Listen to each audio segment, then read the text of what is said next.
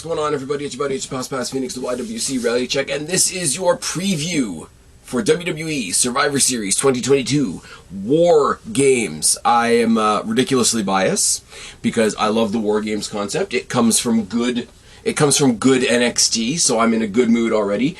It's one of those 50-50 things where you think it's going to be a short preview because there's only 5 matches announced, but we're going to talk about some other stuff first. First of all, didn't do NXT this week for a variety of reasons that I'm not going to get into. Let's hit the high points. Dijak is back and he looks like a reject from Terminator.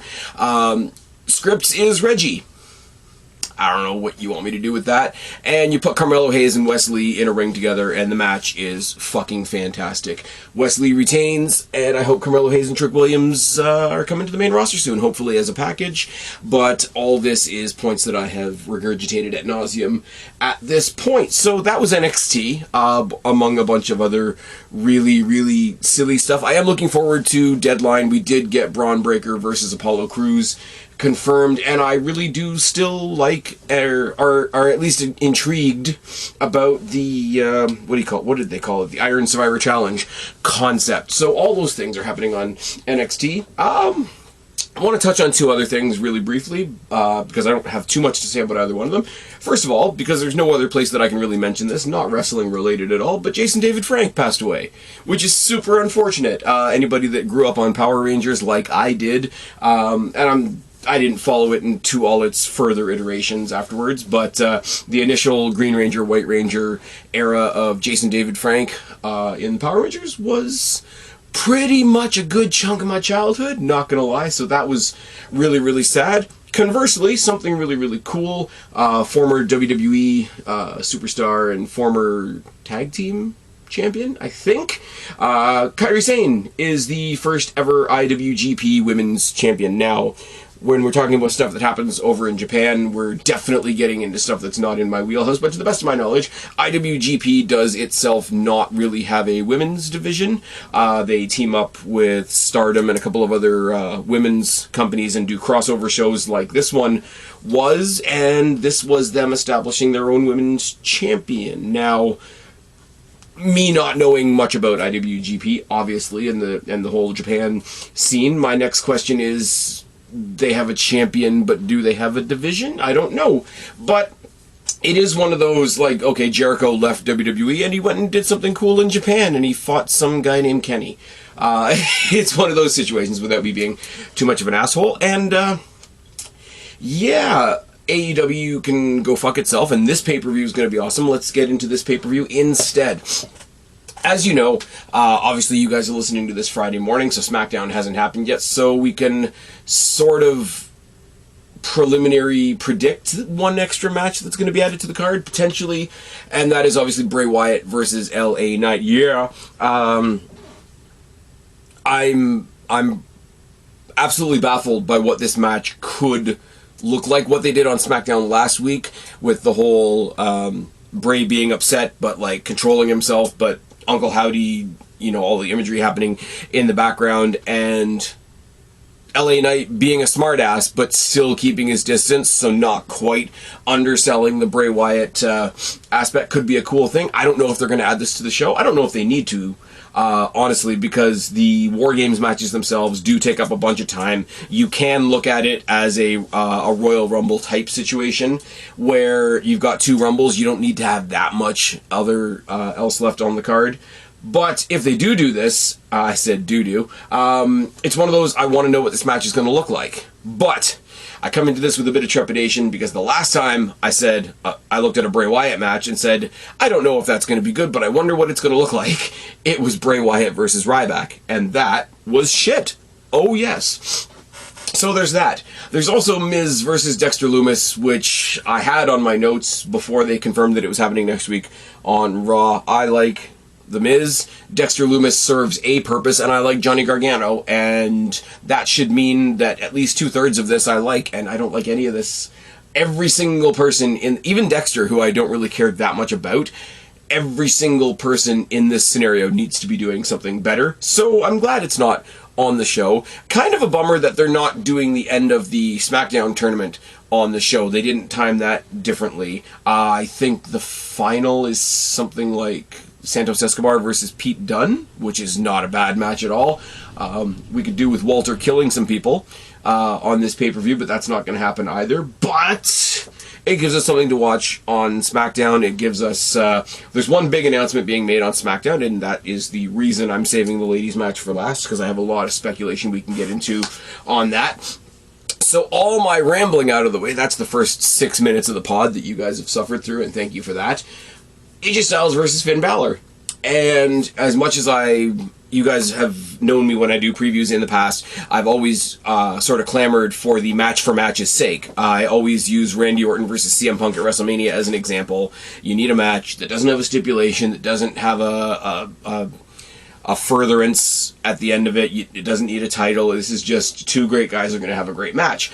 And the last time we got this, it wasn't intended by WWE. It was a last-minute change because half the roster got the mumps. So let's do it intentionally this time. Now, the other side of that coin is there are two factions going to war on Raw right now. For a long time, we thought that these two factions were going to have a 4-on-4 match at the Survivor Series. Now, the more I think about it, and for multiple reasons, I'm glad that they're not doing the 4-on-4 match, because then the two 5-on-5 matches that you have in the cage later on wouldn't be as special, wouldn't be as unique. It would take some of the punch out of it, and I'm predicting that the two Wargames matches are going to top and tail the card. So if they did another 4-way match here, it would not only be a 4-on-4 instead of a 5-on-5. It would be a 4-on-4 without the cage that we just saw potentially in the match before. So something different, something cool.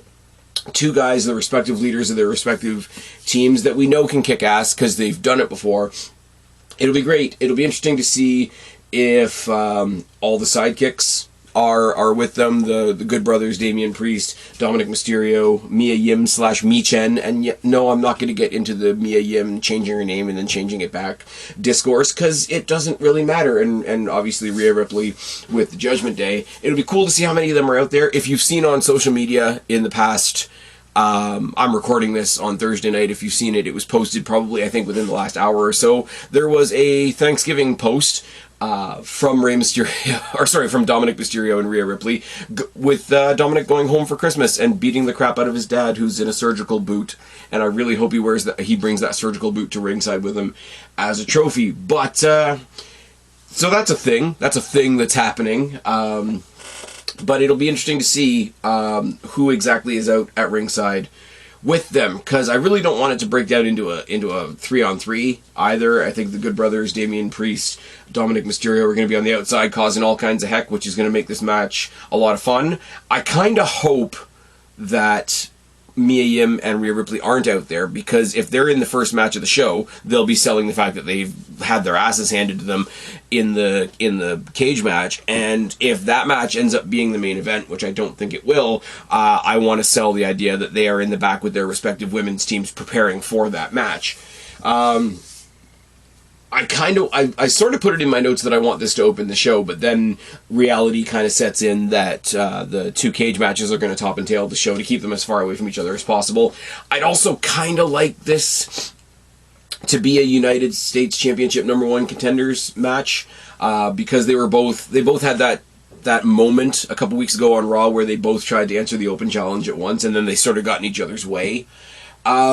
Skipping ahead, we got the triple threat match to talk about in a minute. Elimination Chamber's coming up in February in Montreal, and I'm pretty sure we know what the Elimination Chamber match is going to be for SmackDown.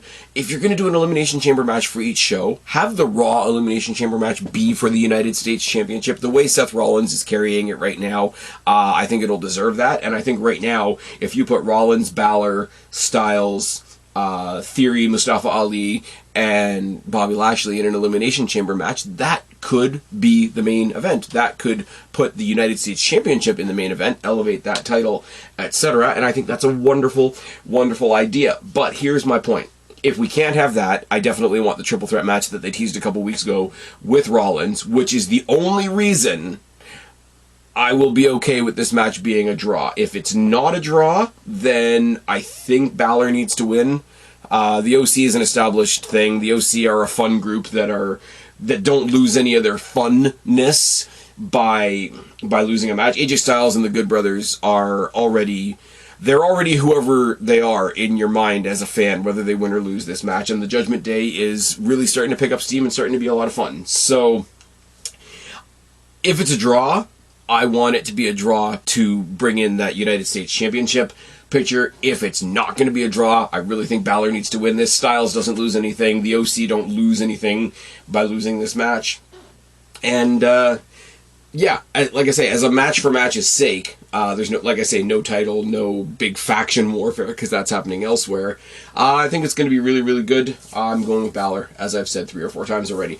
Ronda Rousey versus Shotzi Blackheart, or just Shotzi as she is in WWE. Now, you can't talk about this without talking about the ridiculousness that is the team of Ronda Rousey and Shayna Baszler. The 2 women on the roster that least need any backup whatsoever are now backing each other up. It's almost sadistic putting these 2 together and then putting them up against like the best in the mid card type thing. The outcome is really, really predictable. Even though you guys know me, you guys know how I feel about Shotzi, Destiny Wrestling. Check it off your Spaz Phoenix bucket list. It's fine.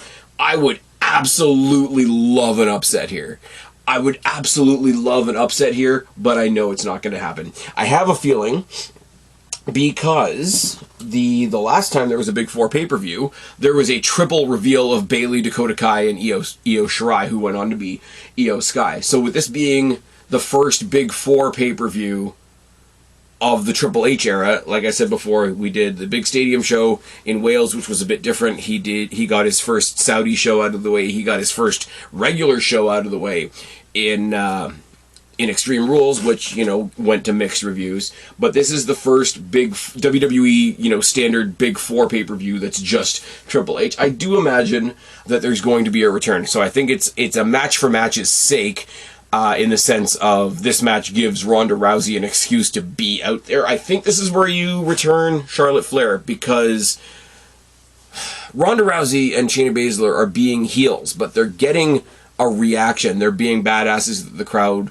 loves. And I'm sorry, the way that most people see somebody like a Shotzi Blackheart is not the same way I see. And it's kind of like she's coming out to squash a jobber, and the fact that she has the help in Shayna Baszler is just the sadistic icing on the cake. So I do think she'll get a positive reaction, and I think Charlotte Flair will forever get the negative reaction because, how dare you be white, blonde, and successful, and by the way, we don't like your dad. So this is the perfect time to bring back Charlotte Flair in this. People are talking about whether Charlotte Flair is going to come back in the other match. But in the other match, the gap in that match is a babyface shaped gap, and people out there are weird with their identity politics, and they're never, ever, ever going to let Charlotte Flair be perceived as a babyface. So Ronda Rousey goes out there. The best my girl Shotzi can do in this particular case is put on a really good showing of herself, which I think she can do, and maybe go at it from there. The United States Championship, I've already kind of mentioned because I really want to bring Styles and Balor into that circle, is what I thought was going to be Rollins versus Theory after what happened, not this past Raw, but the Raw before, when Rollins had his title defense and then got laid out by Theory at the end. The reboot of Austin Theory is going well so far, as you couldn't really do any worse after the failed cash-in, etc., etc. I don't know why Lashley is in this match. Now, yes, I said if they do the Elimination Chamber idea that I had, I want Lashley to be in that, because of course it's Lashley in a cage. Why would you not do that?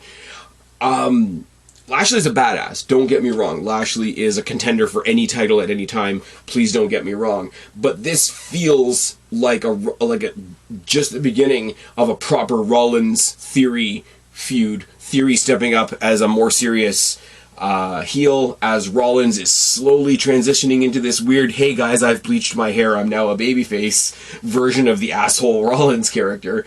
Lashley does feel like the odd guy out. He feels like The Miz in the Cena Rock rivalry, even though The Miz was the one in the match, and we don't need to get into it again.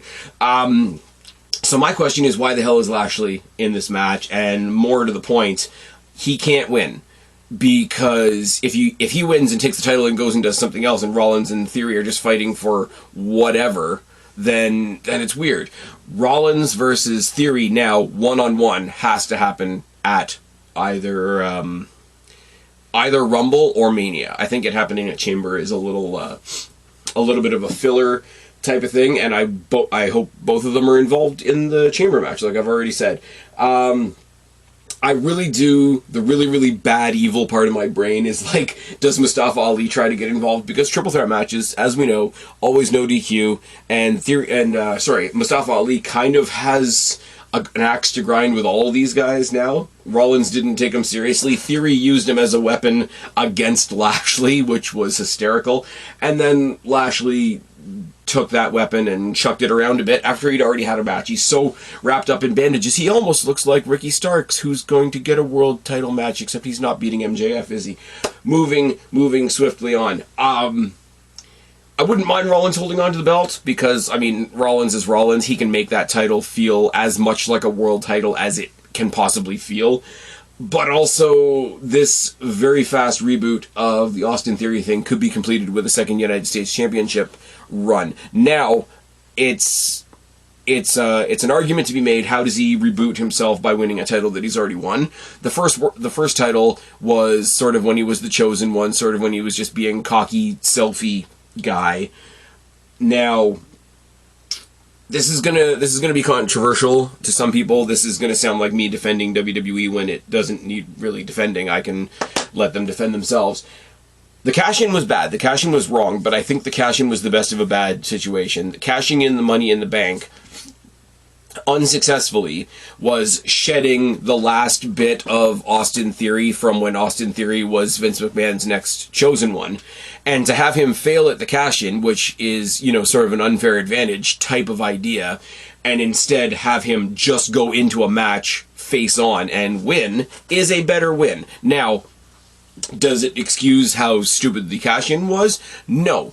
But it's a better win than if he had won with the cash-in, because somebody cashes in on somebody when they're most vulnerable, and then they go on and they have the solidifying rematch later on down the line. Why don't you just make the initial win more solid? I really hope Theory wins. I'm okay with Rollins retaining. Lashley can't win this because he feels so out of place in the match. To me, that is all I am saying. That's the three matches. Those are the three matches. We are done. Those are the three matches outside of the Wargames matches themselves. I'm going to talk about the men's match first because we know all the competitors. It's the entire bloodline: Roman Reigns, Jimmy, Jay, Solo Sikoa, and Sami Zayn taking on Sheamus, Butch, Ridge Holland, Drew McIntyre, and Kevin Owens. Now, there's a lot of, and I'm going to say this about both Wargames matches because I think they've both been built really great. This one's getting the credit it deserves. The ladies match, not so much. But think about all the things that are going on right now. The Usos just broke the longest lasting tag team record, whatever, and they beat it by beating their most storied rivals in the New Day. But just before that, they fought off the Tag Team Championship challenge of the Brawling Brutes at Crown Jewel. We forget that the match with the Brawling Brutes at Crown Jewel at the big stadium show, yes, it's a Saudi Arabia show, we don't need to get into that, but at the last big pay-per-view, their last big pay-per-view win before beating the New Day, before beating that record, was at the hands of the Brawling Brutes. So there's a tag team story there. There's always the Jay and Sammy stuff. There's the Sammy and Kevin Owens stuff, which is incredibly well told. I'm kind of bummed that they're doing the Sammy and Kevin Owens thing already, only because the Sammy and Jey Uso stuff is more intriguing to me. I know the Sammy and Owens thing goes way back to ROH when they were Generico and Steen and whatever, and there's years of history there. But the awesome story right now being told is Sami Zayn, Jey Uso, and the absolute mental breakdown of Jey Uso. If you haven't heard me say that before, then this must be the first podcast of mine that you've ever listened to. Roman's got a bit of a pass with Drew, fighting over the world title as well. We're setting up all kinds of future challengers for Roman on the road to WrestleMania. You've got Sheamus that he can fight with. You've got Drew that he can do some stuff with.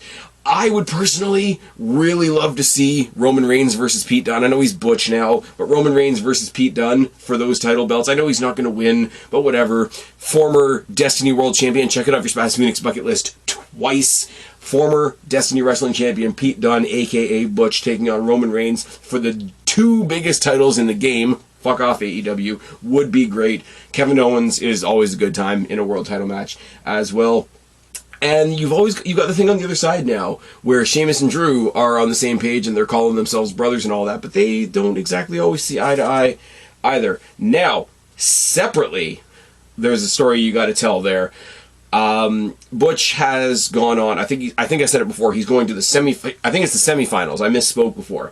It's Butch versus Santos Escobar in the semifinals. In the SmackDown World Cup on Fox, and the winner gets the shot at the Intercontinental Championship. Now, I don't think the winner of this necessarily is going to be the new Intercontinental Champion, but he did beat Sammy to progress in that championship tournament, first of all.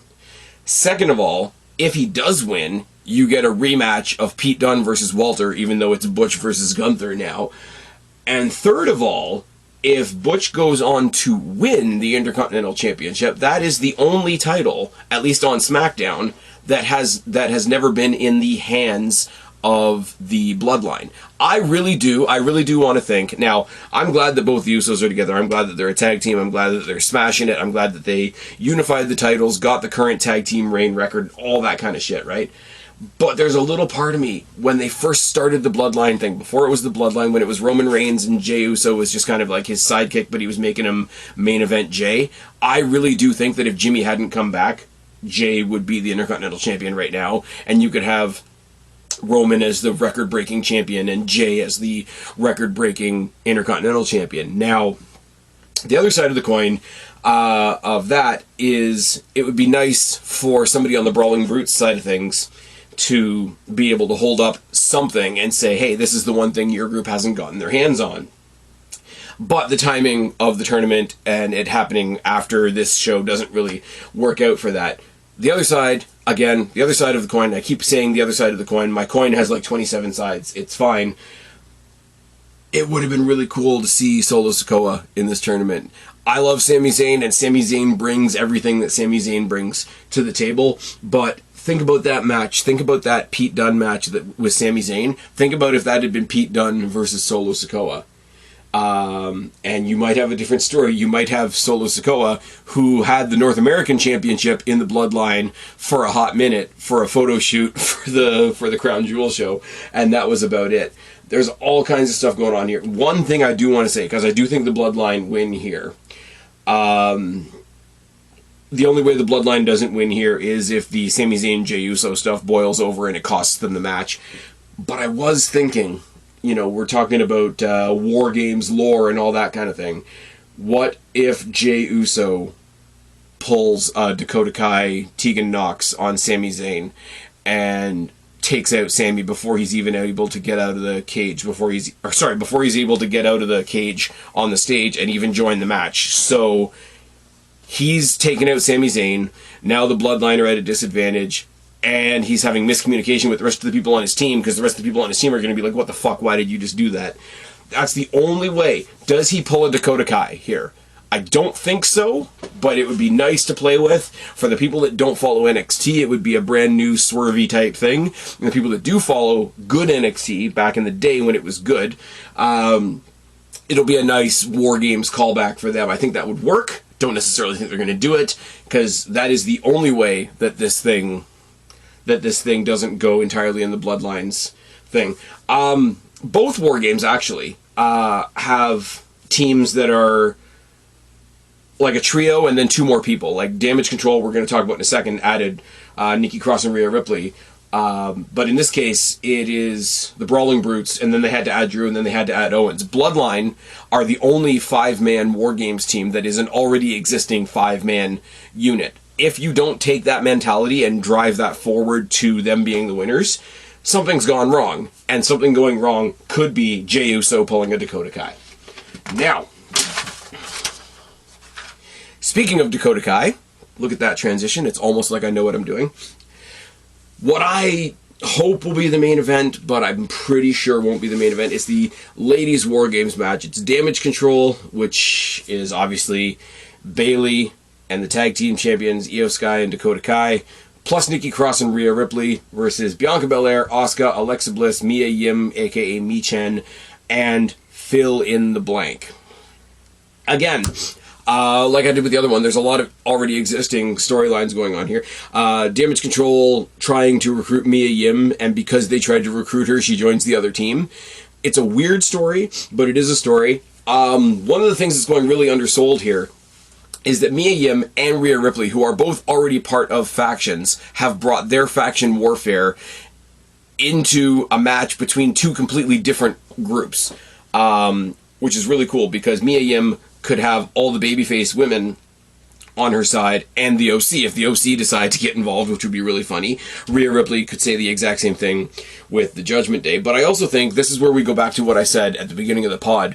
We thought we were going to get that 4-on-4 match between the OC and the Judgment Day. I think having a really highly anticipated one-on-one match between Styles and Balor, and having both of the females of both of those respective teams represented here as well in something that's a lot more high profile and meaningful, it's going to do more for the momentum of both teams. Now, I think one's going to win one's going to win the other. Like, if AJ Styles wins the singles match, then I think Rhea Ripley's team wins here. That's already a thing. The Belair and Bayley stuff is still going on. That's what started all this. Bayley's still going on the whole, like, I've pinned the champion twice. She's never technically beaten me because it's been in matches like ladder matches where pins don't happen, etc. Nikki Cross is the X Factor. Like, the heels have recruited her, but do they really know what they've gotten themselves into? Type thing. Very similar to Rhea Ripley. The Damage Control members didn't really have much to say about Rhea Ripley joining their team. She came and told them, hey, I'm joining your team whether you like it or not because I want my hands on Mia Yim, so that's not exactly functional. There's tag team history between Asuka, Bliss, Sky, and Kai.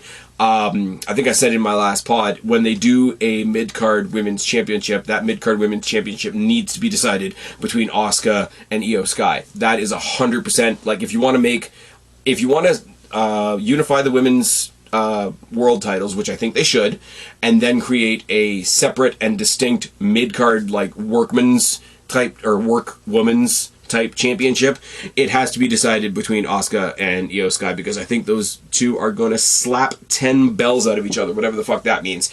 And if you take them and have their own feud, I think you could get a really interesting and much more character-driven, not necessarily on the same scale as Asuka and Sky in the in-ring factor, but as far as character work and all that kind of thing, and in terms of proving that, yes, we can have rivalries that don't involve belts, I think Alexa Bliss and Dakota Kai could have an interesting feud as well.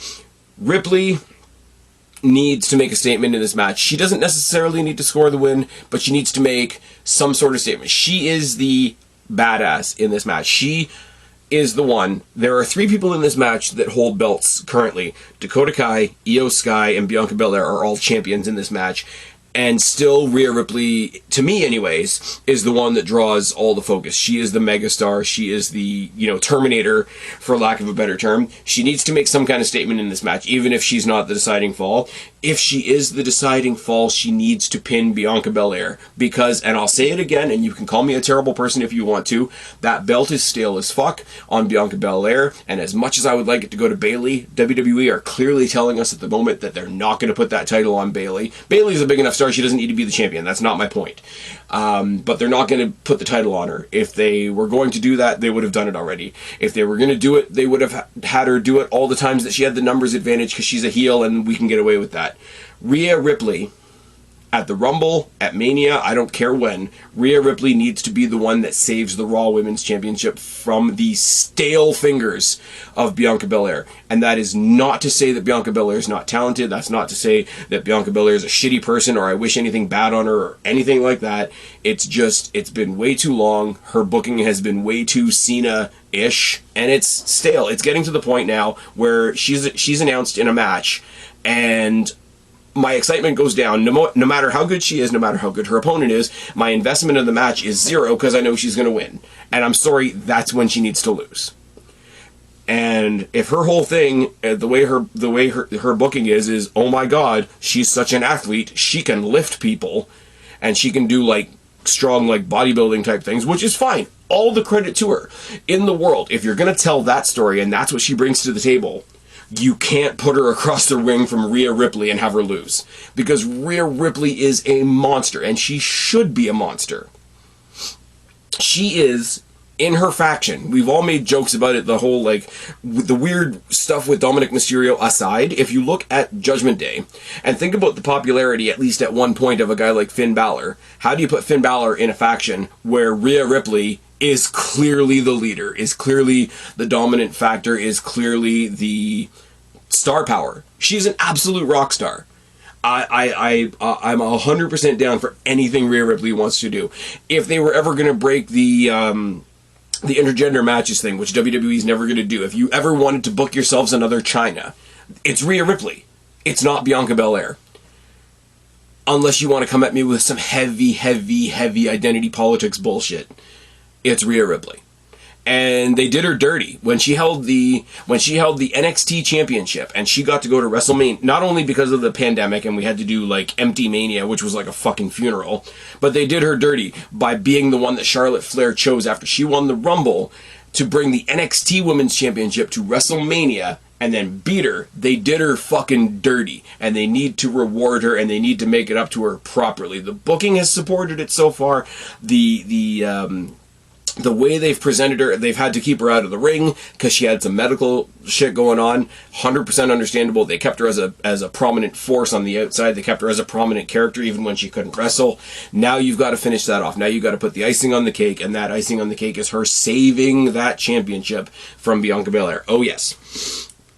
So now let's talk about, not the elephant in the room, but the elephant that will be in the room after SmackDown. So this part is total speculation on my part, and this part will be redundant as soon as SmackDown happens, so I hope you're listening to this Friday morning. Who is the fifth member of the babyface team? Who will join Bianca Belair, Asuka, Alexa Bliss, and Mia Yim / Mi Chen? I've got some speculation here. I'm going to go through a couple speculative names, and then we're going to get to the name that it probably is, and the name that I definitely hope it won't be. Okay? So, Damage Control recently targeted Dana Brooke. And no, nobody's going to agree with me that I think Dana Brooke should be in this, but she had to hold the 24/7 title before it died. They took it off her, they gave it to Nikki Cross. Nikki Cross put it in the bin without really putting it in the bin, and it just made her look like a jobber if they weren't already booking her like a jobber. I've said this before, I've said it 100 times. We hear all the nice things about Dana Brooke, you know, first one in, last one to leave, works 10 times harder than everybody else, tries to be better, tries to, you know, suck all the knowledge she can from everybody around her, and she hasn't quite caught her break yet, whatever. And yes, once again, she's allowed to be white, blonde, and successful. Moving on. This isn't going to rocket her to the moon, to quote Cameron Grimes, but it would be nice to be like, hey, look at all these big main event stars, and they asked me to be on their team, and I got my shit in before I probably get my ass handed to me. That would be really nice. It would be a nice way for her to bounce back from all the 24/7 nonsense and solidify that she's actually not part of the nonsense anymore. They did the same thing with Tozawa recently, pulling him out of the 24/7 nonsense, getting him out of the ninja outfit, getting him back in proper wrestling gear, and fucking with JVL. It's good. Sarah Logan. I know, controversial to some because she has some opinions that some of you don't agree with that have absolutely nothing to do with the show. You might need to get over that one. Now, she's come back, and she's become a pivotal part of the Viking Raiders presentation. I think she could do good with something like this to prove that, yes, I'm back, yes, I'm with the Viking Raiders, but I'm not just a manager, I'm not just a valet, I'm not just one of the Viking Raiders' wives, I can also get in there and do my own shit. She could have sort of a proving ground type of moment in the match. Once again, let her get in there, let her get her shit in. She's still seen as being much lower on the card. She will eat shit off of somebody. She'll go in there, she'll have a flurry, probably eat a big boot from Rhea Ripley. That's okay, let her do it. Very, very similar to Liv Morgan. I mean, Sarah Logan and Liv Morgan are both on SmackDown, but Owens being on the Brawling Brutes team proves that these teams can cross over the, you know, the dreaded, brand split line. Liv Morgan, crossover can definitely happen. She also needs some bounce back after getting her ass handed to her by Ronda Rousey not too long ago, and it would even more so for her suit her because she's trying to do this, and I don't know how successful. I'm enjoying it, but I don't know how successful it's being on the whole. She's trying to do this whole, like, she's the hardcore girl of the women's division. I've always said, I always go back to the interview that Shotzi Blackheart did with Lillian Garcia, where when she debuted in NXT, and she said she wanted to bring hardcore to the women's division, and she got to do the odd thing here and there. I don't think they've let her do it to the fullest extent, but it seems like they're trying to do a similar thing with Liv Morgan, and I think that could be really cool. Let her go into the match, let her take herself out, let her be the crazy person that doesn't know how crazy she is. She goes to do some big top rope spot and takes herself out, but like gets to be like wild and crazy in the process. That could be cool. Emma is still on her comeback. She's still like fresh from her comeback, I should say. And she needs to do something other than this weird romance angle with Riddick Moss. I get that she's with him in real life and you want to reflect that on screen. If that's something that they both wanted to do, that's really nice. I'm happy for them. But for me, on screen, because I know how good Tennille Dashwood / Emma is, I need to know her as something other than Madcap Moss's girlfriend. That's just the thing. Doudrop is an interesting one. Doudrop is a powerhouse. She would bring an entirely different style to the Wargames concept. We got the rebranding of Nikki ASH back to Nikki Cross. If this is how you want to reintroduce Doudrop, bring her back as Piper Niven. Once again, she has past in history with being partners with Nikki Ash, and with Nikki Ash being on the opposing team, you could do a really cool thing there. Have her come in and be the powerhouse babyface on that team to maybe play up the angle that she's there to counteract Rhea Ripley. That could be a really fun story. Beth Phoenix would be a cool cameo. She's obviously got the issues with Judgment Day, with Rhea Ripley being on the other side. She'd get a huge pop as well. I think that would be really cool. I think her coming down for a match with Edge being in her corner, not for Edge to have a match, just for Edge to be in her corner as she goes off and does some badass stuff, would also be pretty cool.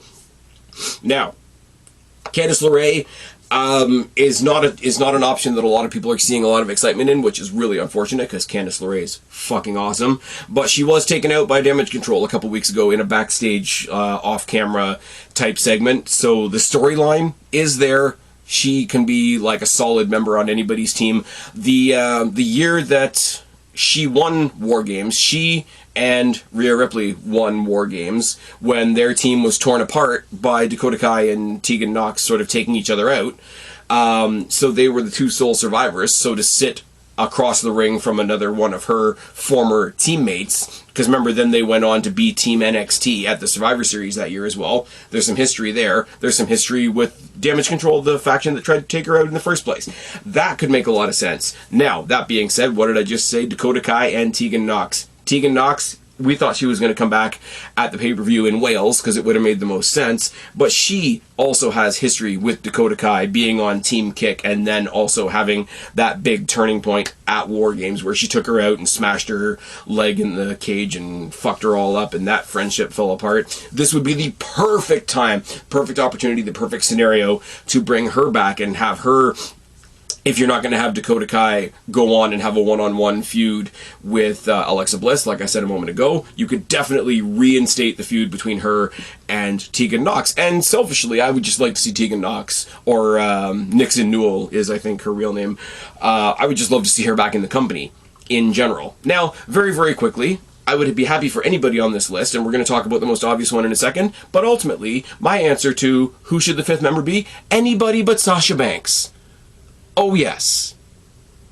Oh, yes. But the most obvious one is the one that's been rumored all week, and that is Becky Lynch.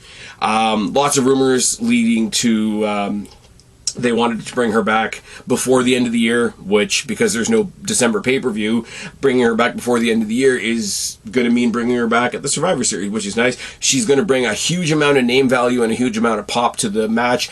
If it was somebody showing up on the night, I wouldn't think so much, but because they're announcing it on SmackDown, you could almost see it as a last-ditch effort for anybody thinking about getting the network, not thinking about getting the network, watching the show, not watching the show. You throw in a huge name like Becky Lynch on the show, that might turn a couple heads. I'm not gonna lie, because Becky Lynch is fucking awesome. And then even though, as I say, the title is stale on Bianca Belair, but she's still great. She does what she does. She's not exactly my cup of tea, but that doesn't mean she's not great.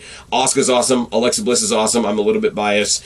Mia Yim just freshly returned to the company and bringing a little bit of a different attitude to that team, capped off by Becky Lynch. There's your team right there, and look at who they're facing. Now, storyline-wise, the last time we saw Becky Lynch was her shaking hands after the match with Bianca Belair, shedding the last of her heel character, and then getting her ass handed to her the next night by Damage Control, which sort of started all of this.